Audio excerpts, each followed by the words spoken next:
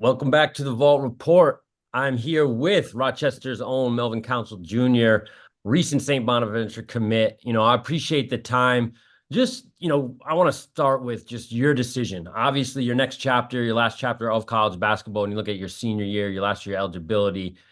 What was attractive for you, in regards to St. Bonaventure, and what was that process like? The process was it was stressful because when you go in the portal, all the schools reaching out to you, and you back at square one. You don't know which school you want to go to. And when St. Bonnie's reached out to me, and I was like, okay, this is the place. It's close to home. I actually called my grandma first to ask her, "Are you gonna make it to every home game if I go here?" She said, "Yes, baby." So that played a role. Yeah. And I just feel like a school that's going to take me to the next level. And I think St. Bonaventure will. Absolutely. No, I love that. With that being said, you look at your last season, obviously what you were able to do at Wagner, and I want to talk about, kind of your basketball career or journey even before that, but specifically last year, what you guys were able to do as a team, but you individually, making an NCAA tournament, getting a win, and then and both games, even in the loss to North Carolina in that next round of the NCAA tournament, you performed well at a high level. Just what was that experience like for you individually, but also kind of leading a team to that moment? It was crazy, but I know when we got there, we was on a business trip, so I really wasn't like, oh wow, March Madness, because I wanted to win, even though we was undersized, even though we came from a small conference. But I feel like we could have played at the highest level, and that's what we did. So that experience was fun to be around, and I'm definitely gonna go back there.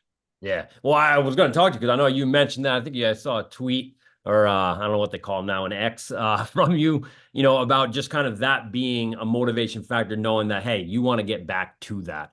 Going Yeah. back to St. Bonaventure and kind of what, Coach Schmidt, his staff have been able to do, obviously historically, how much of a driving factor is that for you to go into, another conference, another team, but to know what it takes to get to that point, right? I'm talking about the NCAA tournament. Yeah. What makes St. Bonaventure in your mind? Obviously you got a lot of work to do, as a new team coming together, but what was the vision for you that came from Coach Schmidt in terms of, hey, this is how we're going to become great. This is how we're going to get back to the NCAA tournament. He told me that, Ole in New York's not a big town, strictly basketball here. So if you want to be a pro, you're gonna have to spend 8 months, and that's going to be in the gym working out with my team, getting to know my teammate better and stuff like that. And when I came on my visit, I was around probably like six of the guys, and they're all got the same mindset of March Madness. And that's all I needed to know is that they want to go to March Madness. I want to go to March Madness. So let's do it. No. And for for people, for especially Bonnie's fans, even A10 fans who maybe not be familiar with your game, so oftentimes, we look at stats, see where they came from, you don't necessarily get a good idea, but what is St. Bonaventure getting? And someone who doesn't know your game, what are they getting? And then what is your kind of goal of the offseason that you're trying to improve going into next season? St. Bonaventure's again, they're definitely going to be getting a leader, a guy that's not afraid of the moments, a guy that want to make a mistake and fix it.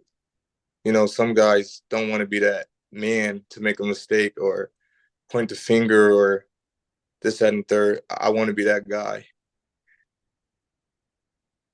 And you talk about that guy and what you've become now, right? In terms of, where you are. But talk to me just kind of the importance of your journey. Obviously, you're starting off at JUCO. How much did that help you? And also, again, you kind of look at your trajectory to where you are now. Obviously, it doesn't happen overnight. Obviously, it's hard work. You obviously have a great support staff in that journey. But how important was JUCO for you?